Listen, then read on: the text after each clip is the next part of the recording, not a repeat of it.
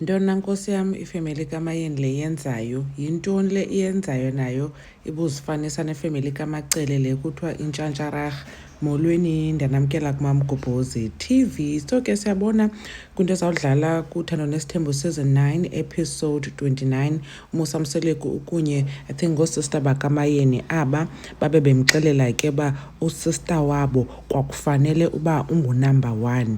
Yho, tata uMusa Mseleko sana wabanika i-explanation nathi esiqala ukuyiva. So ke uMayeni siyayazi uba wenziwa uwife number 3. Tata uMusa Mseleko waqala watshata uMacele and then emva koko watshata uMasaule. uMayeni yena wabe wayekhulelwe ngelo xesha enompumelelo and then ke ngoku yena waphela enguwife number 3 kodwa wabe waqala uthandana naye ngo-1997 then uMacele utshate naye ngo-2002 caba ke wayebadeyitha bobabini noMacele. Sava ke ingathi ifemeli kaMayeni zange ivume uba angene kwisithembu. I guess utata uMusa Mseleko wayemxelele ke yena abantu bufuna isithembu. Asiyazi ke noba isatshona into kulaa manga mangaka siwavayo phaa. So ke utata uMusa Mseleko uxelele ii-sisters zikaMayeni uba ukhona umntu okwakufanele uba ungunumber 1 ongasingoMayeni, umntu ugogo wakhe ugogo Flo awayefuna uba amtshate. So andiyazi noba kwenzeka ntoni ke kuloo mntu. I think uba yayingumama kaSne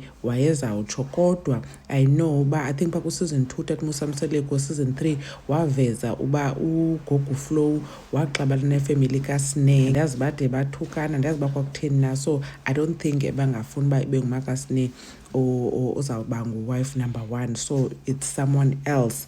Besethuka ke bethunani uba hayi bo ithini na into, baninzi aba bantu. uMacele uthi yena washaya umntu ngestena wanguwife number 1 akayazi uba ufanele uba ungu-3 ngoba kaloku kukhona lo wayefuna ngugogo Flo and kwakuyo nakuMayeni then ke ngoku nje uba kuphele kuye wakuye. So ube ngowesithathu yena kule queue. Heyi, hayi sana zininzi izinto and siyaqala ke ngoku uyiva kuseason 9 le into kodwa ke sayiva xa icacisa kakuhle ke utata uMusa Mseleko hayi noba nguye ke nomama kaMpilo ngobuMpilo umncinci nakoMpumelelo. Yeyi, uyayenza into ayenzayo utata uMusa Mseleko. But anyways, I was disappointed wethu ifemeli kaMayeni uba izawube ikhalazela into zikawife number 1 ekubeni koba ibona uba uMayeni uyancithwa ngaloo nto leyo yifemeli kaMacele. So izawuba ngathi ngoku nyhani njengoba uMacele sithi uyambona uba unengxaki ngenxa yaloo nto leyo, izawuba ngathi yinyani ngoku xa ithethwa ngoosista bakhe ibe ngathi yinto ke esuka kuye.